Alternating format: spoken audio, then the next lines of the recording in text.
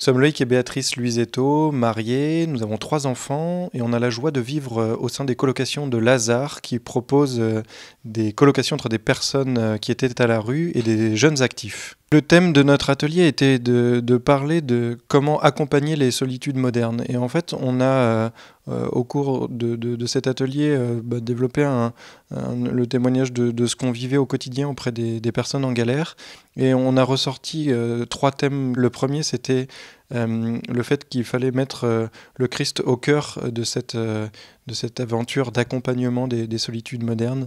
Le second, c'était qu'il fallait redonner vie à la famille et redonner du sens à la famille parce qu'elle était, quand elle était déchirée, source de ces solitudes modernes pour beaucoup.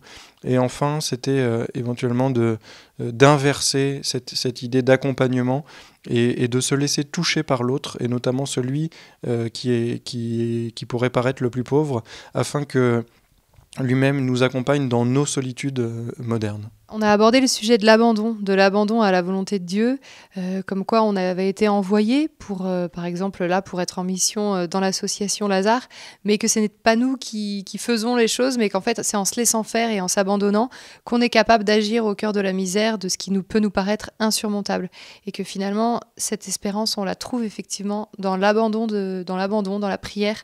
Et c'est là que sa volonté, finalement, prend forme à travers notre action. Et du coup, qu'on soit vraiment amené à faire ce que le pape nous invite à faire, c'est-à-dire à vraiment abattre les murs, à essayer de construire des ponts, parce que c'est vrai que tant que ce fameux Lazare gira à notre porte, sera présent à notre porte, le Saint-Père nous dit qu'il n'y aura pas de justice ni de paix sociale.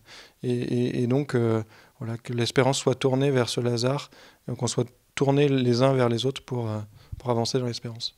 Il y a 15 jours, nous avons passé 3 jours à Rome avec le pape qui nous a accueillis pour un festival de la joie et de la miséricorde. Il a vraiment insisté pour que les pauvres qui sont à la porte de nos églises viennent au cœur de l'église. Et c'est vraiment la profondeur de ce message qui est tout simplement évangélique, qui a marqué beaucoup de monde. Et ce qui est magnifique, c'est que dans ce pèlerinage, donc, il y avait à peu près 3000 personnes de la rue, mais il y avait aussi des personnes qui les accompagnaient, des religieux, des religieuses, des prêtres. Et on a reçu des témoignages au retour assez incroyables voilà, je pense à une religieuse qui nous a dit « mais maintenant je veux vraiment mettre les pauvres au cœur de ma vie de prière », des prêtres qui nous ont dit « merci pour ces confessions que vous nous avez permis de vivre avec ces personnes en galère qui ne s'étaient pas confessées depuis 20, 30 ans ». Et on s'est tous tirer les uns, tirer vers le haut les uns les autres. Et c'est vraiment le Saint-Père qui nous a donné cet élan en humblement acceptant que des personnes de la rue, mais c'était vraiment des moments forts de Fratello, que des personnes de la rue puissent prier pour lui en intercédant pour lui, en lui posant la main sur l'épaule, avec effectivement cette demande de pardon. Ce qui a fait que le lendemain, tous les prêtres du groupe français se sont mis à genoux et les pèlerins français ont pu prier pour les prêtres, diacres, évêques qui étaient présents.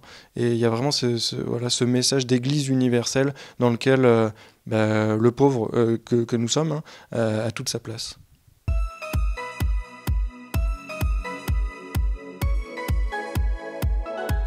Moi, Marthe Robin me touche beaucoup. En fait, ça nous parle dans ce qu'on vit avec les personnes pauvres quand elles parlent justement d'être toute petite et que c'est à ce moment-là que le Seigneur la rejoint dans sa petitesse, dans son humilité.